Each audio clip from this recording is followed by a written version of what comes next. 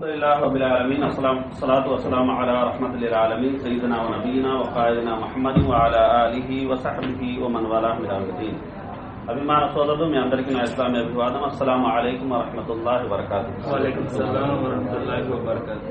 అల్లాహ్ సుబ్హానహు వ తఆలా మనందరి యొక్క తప్పిదాలను మన్నించి మన పాపాలను క్షమించి అపారంగా మనందరినీ కరుణించి ఈ అపరాల మనల్ని సఫలీకృతులు చేయాలని మనపూర్వకంగా వేడుకుంటున్నాం.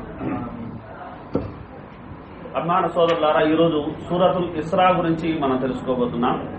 సూరతుల్ ఇస్రా, ఈ సూరాకి ఇస్రా అని పేరు పెట్టడానికి గల కారణం, ఈ సూరాలో పేర్కొనబడిన ఇస్రా అనే మహాద్భుత సంఘటన. రాత్రికి రాత్రి కోట్ల కాంతి సంవత్సరాల దూరం వెళ్లి రావడం, రాత్రిలోని ఒక భాగంలో సప్త ఆకాశాలు, స్వర్గ నరకాలు, అప్పటి వరకు ఎవ్వరూ వెళ్లని సిద్రతుల్ ముంతహా ఆ వరకు వెళ్లి అల్లాహ్తో సంభాషించి రావడం, మానవ చరిత్రలో కని విని ఎరుగని మహాద్భుత సంఘటన, గొప్ప మహిమ ఏది అంటే ఇస్రా మరియు మేరాజ్. కనుక ఆ ఇస్రా మరియు మేరాజ్ కి సంబంధించిన ఒక ఘట్టం ఇస్రా ఏదైతే ఉందో ఆ ఇస్రా ప్రస్తావన ఎందులో ఉంది? ఈ సూరాలో ఉంది. కనుక ఈ సూరాకి ఇస్రా అని నామకరణం చేయడం జరిగింది. అలాగే ఈ సూరాకు మరో పేరు కూడా ఉంది, అదే బనీ ఇస్రాయిల్. అదేమిటి? బనీ ఇస్రాయిల్. సరే, సూరా పరిచయ విషయాన్ని మనం తీసుకున్నట్లయితే ఇది మక్కీ సూరా. 26, 32, 33, 57, 73 నుండి 80 వరకు గల ఆయతులు తప్ప ఇవి మదీనాలో అవతరించాయి. ఇది మిఈన్ సూరాలలోనిది. మిఈన్ సూరాలు అంటే ఏంటి? 100కి పైగా ఉండే యొక్క ఆయతను ఏమంటారు?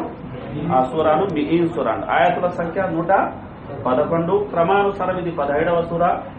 ఇది కసస్ సూరా తర్వాత అవతరించింది. ఇది ఇప్పటి వరకు మనం చెప్పుకుంటూ వచ్చిన శైలిలు, ఖురాన్ యొక్క సూరా ప్రారంభ శైలిలు ఉంటాయి కదా, చాలా శైలిలు మనకు. అందులో ఒక నూతన శైలితోటి ఈ సూరా ప్రారంభమవుతుంది. అదేమిటి? సుబ్హానల్లజీ అస్రా బిఅబ్ది. అల్లాహ్ యొక్క స్తోత్ర శైలి అంటారు దీన్ని. అల్లాహ్ యొక్క ఘనత విశిష్టతను తెలియజేసే శైలి ఇది. దీంతో ఈ సూరా మొదలవుతుంది. ఇక ఈ సూరాలో 109వ ఆయతు దగ్గర ఒక సజ్జా కూడా ఉంది. సజ్జా అంటే మీరు మామూలుగా మసీదుకి వెళ్తుంటారు కనుక ఇమాం సజ్జా ఆయతు చదివానంటే డైరెక్ట్ గా ఏం చేస్తారు? సజ్జాలో వెళ్ళిపోతారు. ఆ సమయంలో అర్థం కాని యొక్క వ్యక్తులు అంటే రుకులో కూడా వెళ్ళిపోతారు. అది మనకు తెలియదు కనుక దాన్ని ఏమంటారు? సజ్జా అంటారు. కొన్ని సందర్భాలను గమనించవచ్చు. డైరెక్ట్ గా వాళ్ళు ఏం చేస్తారు? సజ్జాలో వెళ్ళిపోతారు. సరే, ఇక ముఖ్యాంశాలు మనం గమనించినట్లయితే ఇది మక్కీ సూరాలో నుండి అకీదా, రిసాలత్, ఆఖిరత్ గురించి నొక్కి వక్కాణిస్తుంది. అయితే ముఖ్యంగా మహనీయ మహమ్మద్ సల్లల్లాహు అలైహి వసల్లం వారి యొక్క విశిష్టతను మరింత ఇనుమడింపజేస్తుంది ఈ సూరా. కనుక ఆయన సత్య ప్రవక్త అనడానికి గల గొప్ప మహిమల్ని ఇది అల్హమ్దులిల్లాహ్ పేర్కొంటుంది. ఆ మహిమల్లో ఒక మహిమ ఏంటి? ఇస్రా, మనందరికీ తెలిసిందే. సరే, అవతరణ నేపథ్యాన్ని తీసుకుంటే అబ్దుల్లా రదియల్లాహు అన్హు గారు చెప్తున్న ఒక మాట ఏమిటంటే, మహనీయ మహమ్మద్ సల్లల్లాహు అలైహి వసల్లం వారి వద్దకు ఒక బాలుడు వచ్చాడు. వచ్చి తన ఓదయ ప్రవక్త సల్లల్లాహు అలైహి వసల్లం, నా తల్లి మిమ్మల్ని ఫలానా వస్తువులు అడిగింది అని విన్నవించుకున్నాడు.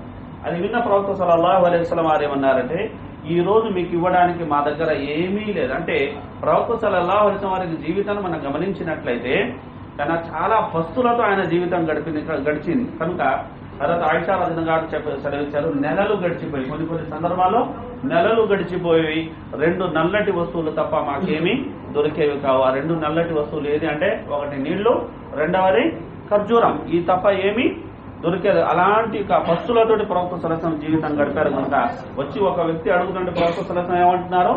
ఇవ్వడానికి మా దగ్గర ఏమీ లేదు అని సమాధానం ఇస్తే, అప్పుడు ఆ బాలుడు చెప్పాడు, నా తల్లి చెప్పింది మీ చొక్క నాకు తొడిగించాలి. మీ చొక్క నాకు తొడిగించాలి అంటే ప్రవక్త సల్లల్లాహు అలైహి వసల్లం దగ్గర ఉన్నదే ఒక చొక్క, నాకు తొడిగించాలంటే ప్రవక్త ముహమ్మద్ సల్లల్లాహు అలైహి వసల్లం అప్పటికప్పుడే ఆ చొక్కాను తీసి ఆ అబ్బాయికి తొడిగించేశారు.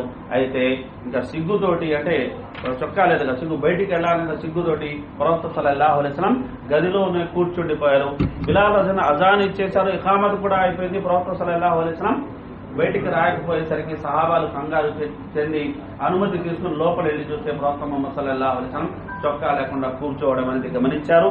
ఆ సందర్భంలో ప్రవక్త సల్లల్లాహు అలైహి వసల్లం వారి మీద సూర బనీ ఇస్రాయిల్ లేదంటే ఇస్రాలోని ఈ ఆయత ఏదైతే ఇక్కడ ఇవ్వడం జరిగిందో ఇది ఆయన మీద అవతరించింది అనేది ఒక కథనం కనుక మనం గమనించాల్సిన విషయం. ప్రవక్త సల్లల్లాహు అలైహి వసల్లం ఎంత ఉదార స్వభావులు అంటే మనకు తెలిసింది. రాసులకు రాసులు వచ్చేవి అంటే లేదని కాదు, అల్హమ్దులిల్లా. ఏనా మీ అల్లుడినే తీసుకోండి, ఉస్మాన్ గని అంటే ఏంటి, ధనికుడు, గొప్ప ధనికుడు. అయితే ప్రవక్త సల్లల్లాహు అలైహి వసల్లం అవసరం కోసం అల్లుడి దగ్గరికి వెళ్ళలేదు. అలాగే అబ్దుర్ రహమాన్ బిన్ ఔఫ్ని తీసుకుంటే ఆ కాలపు బిలియోనియర్, ప్రవక్త సల్లల్లాహు అలైహి వసల్లం ఆయన ఎప్పుడు అడగలేదు. అలాగే స్వయంగా ప్రవక్త ముహమ్మద్ సల్లల్లాహు అలైహి వసల్లం వారి దగ్గర రాసులు వచ్చేవి. ప్రవక్త సల్లల్లాహు అలైహి వసల్లం ఆ రాసుల్ని పంచేతోని ఇంటికి కూడా వెళ్ళేవారు కాదు.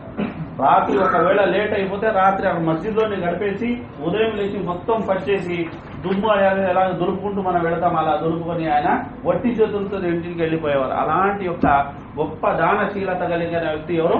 మహనీయ మహమ్మద్ సల్లల్లాహు అలైహి వసల్లం. కనుక అందులోని ఆయన జీవితానికి సంబంధించిన అనేక ఘట్టాల్లో ఒక మచ్చుతునక అనేది ఈ రోజు మనం తెలుసుకున్నది. కనుక ఈ సూరా మహిమ గురించి తెలియజేస్తూ హజరత్ ఆయిషా రదియల్లాహు అన్హా ఈ విధంగా తెలియజేశారు. ప్రవక్త ముహమ్మద్ సల్లల్లాహు అలైహి వసల్లం ప్రతి రాత్రి బనీ ఇస్రాయిల్ అంటే సూర ఇస్రా మరియు సూర అజ్-జుమర్ ఈ రెండు సూరాలను ప్రవక్త ముహమ్మద్ సల్లల్లాహు అలైహి వసల్లం ప్రతి రాత్రి చదివేవారు. అలాగే సహాబా ఫజ్ర్ నమాజులో ఈ సూరాను తరచుగా చదివేవారు అని కూడా మనకు తెలుస్తుంది. కనుక సూరా అల్ ఇస్రా గురించి కొన్ని యొక్క ముఖ్తసరి విషయాలు మనం తెలుసుకున్నాం. మరిన్ని యొక్క వివరాలు ముఖ్యంగా చెప్పుకోవాలంటే ఒక గొప్ప సమాజానికి కావాల్సిన యొక్క సూత్రాలు ఏవైతే ఉన్నాయో 14 సూత్రాలు పునీత పథకం కూడా అల్హమ్దులిల్లాహ్ ఎందులో ఉంది అంటే అది సూరతుల్ ఇస్రా, సూర బనీ ఇస్రాయిల్లో ఉంది. ఇలా అనేక గొప్ప విషయాలు సూరతుల్ ఇస్రా, సూర బనీ ఇస్రాయిల్లో ఉన్నాయి. కనుక మనం దీన్ని చదవాలి, చదివి దీని యొక్క వ్యాఖ్యాన్ని మనం అనేది ఇప్పుడు ఏమంటారు అవగాహన చేసుకొని ఆచరించి మన జీవితాల్లో మార్పును తీసుకొచ్చేందుకు మనం ప్రయత్నించాలి. అలాంటి సద్భాగ్యాన్ని అల్లాహ్ సుబ్హానహు మనందరికీ ప్రసాదించాలని కోరుతూ సెలవు.